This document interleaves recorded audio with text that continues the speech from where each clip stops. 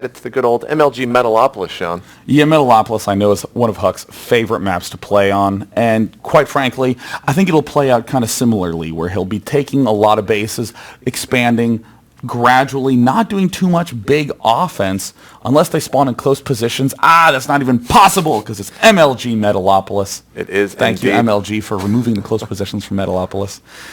So we are going to see Huk joining the game. Looks like he wanted to briefly rewatch the replay, and now we finally have both of them in.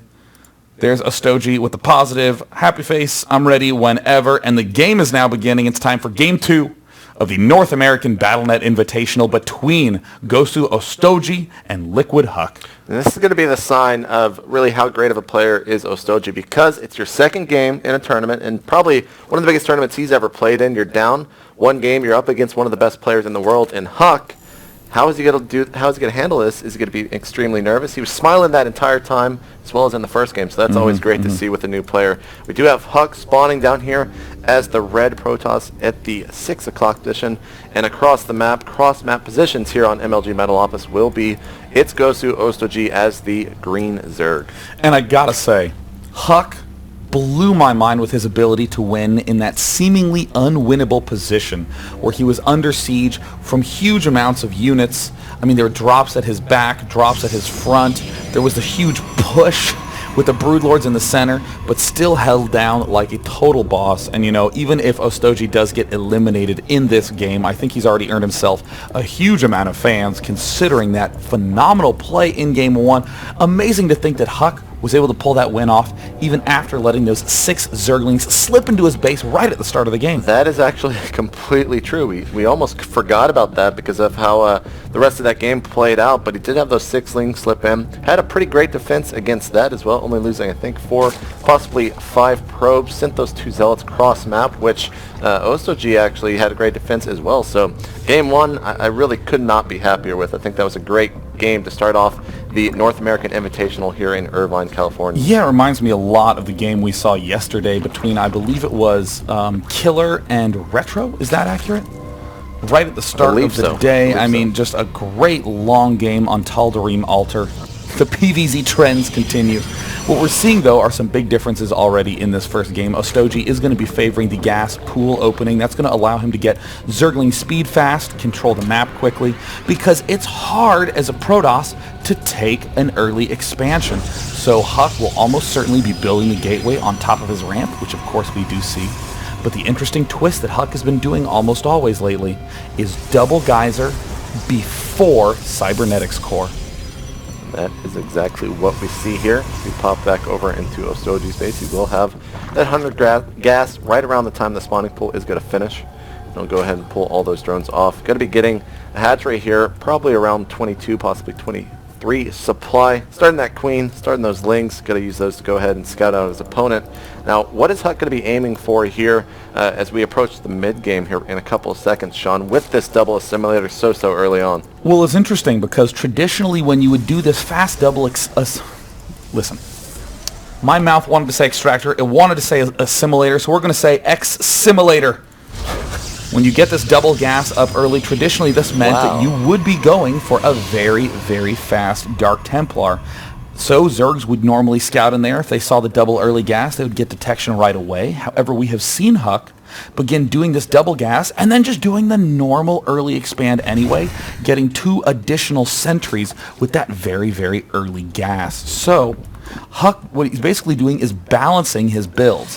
He's making it difficult to predict based upon this timing, but the fact that this Stalker is popping out early should be a big sign to Ostojiy that Huk is up to something, likely the Dark Templar tech.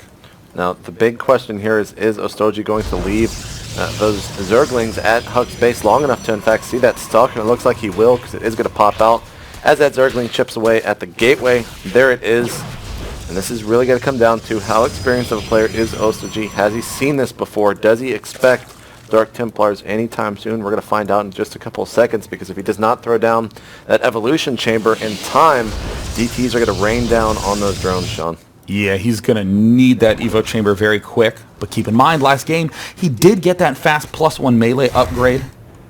will likely plan on doing the same. A lot of Zergs just get that fast +1 melee upgrade as part of a good build, and also because it allows you to defend against that possibility of the fast Dark Shrine. He's going to have to start building that evolution chamber a little bit after the 6-minute mark. Generally 6 minutes and 30 seconds is when a lot of players favor throwing it down. And oh, the amazing surround.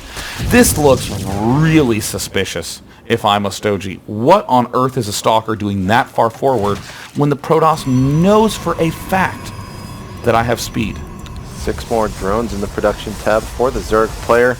No evolution chamber yet. Dark Shrine about to finish here, though, as he is sending quite a bit of wings here. And there it is, the Evo chamber. Brilliant decision by Ostojiy.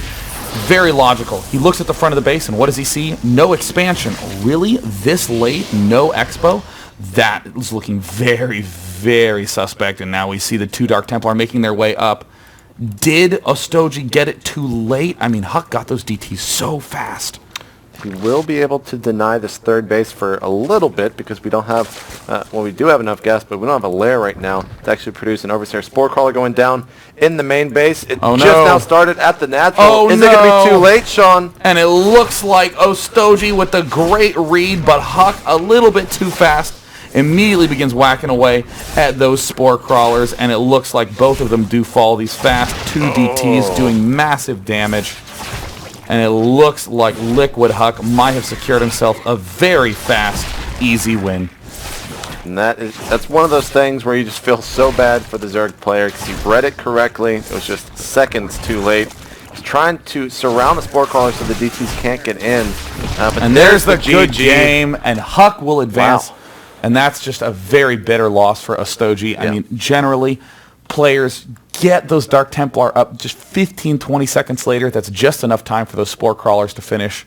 Ostojiy having near perfect timing, but the difference between perfect and near perfect is the difference between a win and a loss. It is. Sometimes it is here in StarCraft 2. So it means Huk is going to advance to the winner's bracket round 2. We see Ostojiy right now, right there, probably thinking just a little bit about that past game, knowing exactly what went wrong. And like I was talking about yesterday, that's got to be one of the most infuriating things, is to know exactly what happened in that game. The nice thing is, once it happens once, it will rarely happen again because you're going to beat yourself up about that for quite some time. Yeah. And I mean, it just sucks losing a game like that. Yeah, the best lessons learned are always the ones in major tournaments. My favorite one that I learned is don't 5-pool in the grand finals.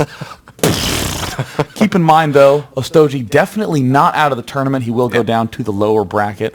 That means that he has one more best of 3 to go before any kind of elimination. And given his play thus far, I think that there is a very strong chance he could take down anyone who comes from the upper bracket to meet him. Yeah, let's go ahead and take a look at that bracket really quickly to see who Huk might be playing, and also take a look at our upcoming match if we can, do please. But let's talk about that match just a little bit more.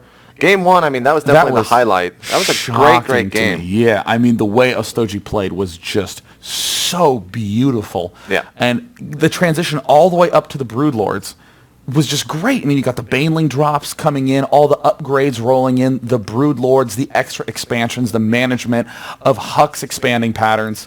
But I think there always comes a moment where a lot of players say, wait a minute, I'm supposed to have won by now.